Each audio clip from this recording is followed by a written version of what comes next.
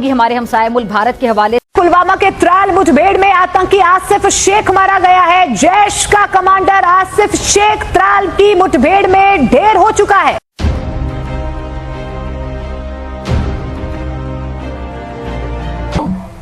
आतंकियों ने पहलगाम में धर्म पूछकर हमारे निर्दोष लोगों को मारा। उसके बाद आपने जो जवाब दिया उसे पूरी दुनिया ने देखा है। उन्होंने यह नहीं सोचा कि आम नागरिकों ने उनका क्या बिगाड़ा है, उन्होंने ऐसा क्या किया है कि उन्हें मार दिया जाए। पर मैं यह कहना चाहूंगा, आतंकियों ने भारतीयों को धर्म पूछकर देखकर मारा, धर्म पूछकर मारा, तो हमने आतंकियों को उनका कर्म देखकर मारा है।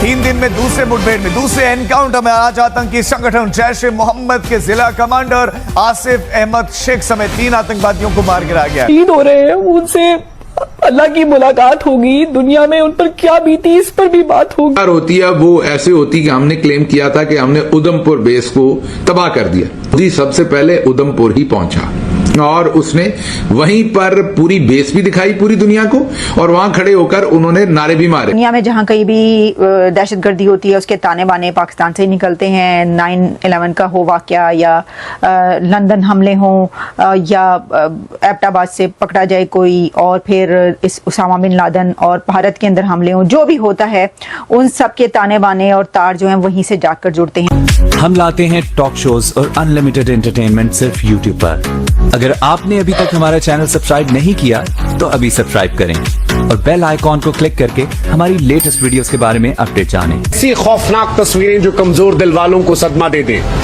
लेकिन ये तस्वीरें आज कठोर होने के बावजूद भी हर देशवासी को गर्व का क्षण दे रही हैं। ये बता रही हैं कि आतंक का अंत निश्चित है। इनके पराजित शरीर भारत की शक्ति का प्रतीक हैं, जो हर आतंकवादी के मन में इन तस्वीरों को दिखाकर भय पैदा करेंगे।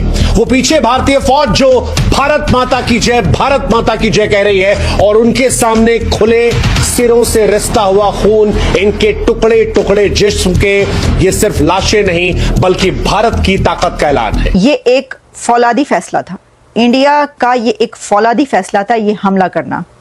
और पाकिस्तान के अंदर जो आतंकी मौजूद हैं वो ये सोच भी नहीं सकते थे कि उनके ऊपर इतना बड़ा हमला किया जा सकता है या भारत इतना फौलादी फैसला करेगा।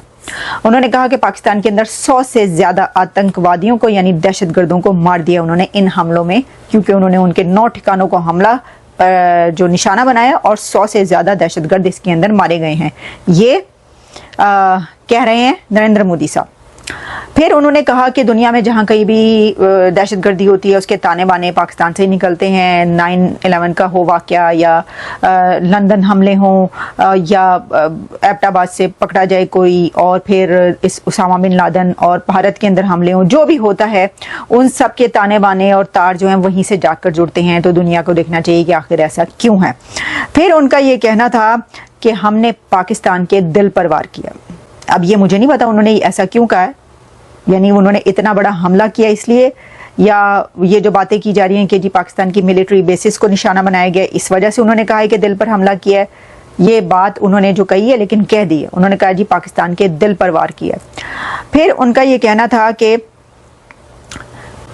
अब ये जो न्यू है ये नॉर्मल है, यानी अब इंडिया की फॉरेन पॉलिसी यही है कि इंडिया पर कोई भी दहशतगर्दी का हमला होगा तो इंडिया पाकिस्तान पर हमला कर देगा। कोई अच्छी गुफ्तगू होने लगती है, कोई ऐसी पॉजिटिव डेवलपमेंट होने लगती है जहां पे हमारे हुक्मरान कोई माजी के जख्मों को थोड़ा भुला के और कोई दोनों अवाम के रोशन मुस्तकबिल के लिए कोई अच्छा ख्वाब देखने की कोशिश करते हैं, तो ये जैश ए मोहम्मद और जमात दावा के जो दहशतगर्द हैं इनको पता नहीं क्या दौरा पड़ता है कि हमें 20 साल पीछे धकेल देते हैं।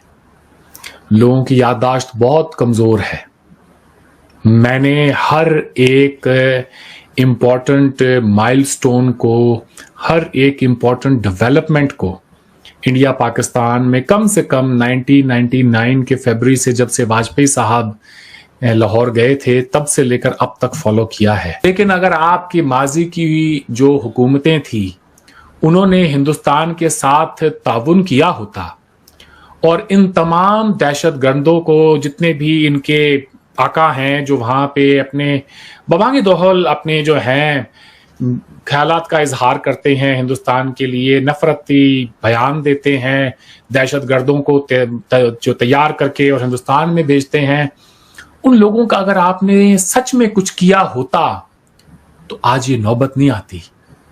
हिंदुस्तान ने 78 साल तक रिस्ट्रेंट दिखाया है फॉर 78 years।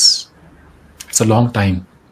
दुनिया का कोई और दूसरा मुल्क होता तो शायद इतना लंबा इंतजार नहीं करता और इस बात के चक्कर में नहीं पड़ता कि जब कभी भी बात होगी ना, डिबेट होगी पाकिस्तान के लोगों से, तो इनको मुंह पे दे मारेंगे ये बात कि कश्मीर पे 47 में भी तुमने किया, 48 में भी तुमने जंग की, 65 भी तुमने किया, 71 भी तुमने किया, कारगिल भी तुमने किया, 26/11 भी तुमने किया, उड़ी, पुलवामा, पहलगाम, ये सब तुमने किए, बंबई में ट्रेन में धमाके तुमने किए, कहां नहीं किए।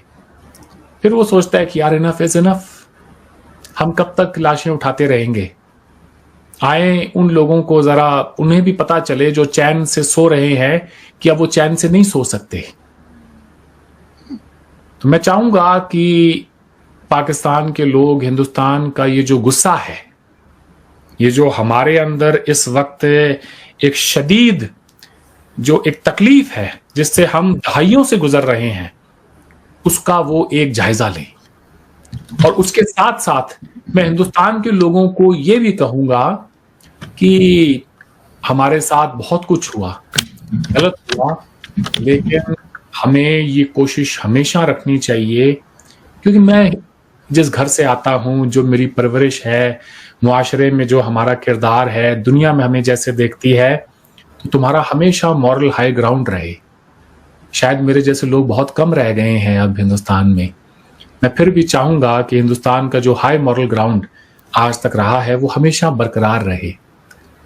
गांधी और बुद्ध की धरती है। मोदी जी अभी खुद कह रहे थे 2 दिन पहले गौतम बुद्ध की बात करते हुए कि भारत बुद्ध का देश है, युद्ध का देश नहीं है। इससे पहले भी उन्होंने बहुत बार की है, लेकिन इसे हमारी कमजोरी ना समझा जाए।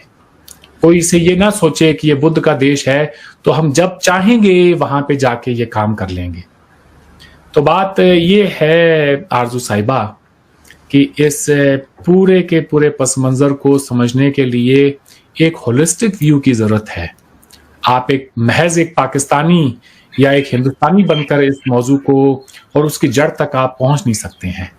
मैं जहां से देख रहा हूं तो एक नया नॉर्मल हिंदुस्तान ने सेट कर दिया। तो आपको ये वीडियो कैसा लगा कमेंट बॉक्स में जरूर लिखिए। इस वीडियो को लाइक कीजिए, शेयर कीजिए, सब्सक्राइब करना ना भूलिए आपके चैनल EFC.Z को। तो मिलते हैं अगली वीडियो में। जय हिंद।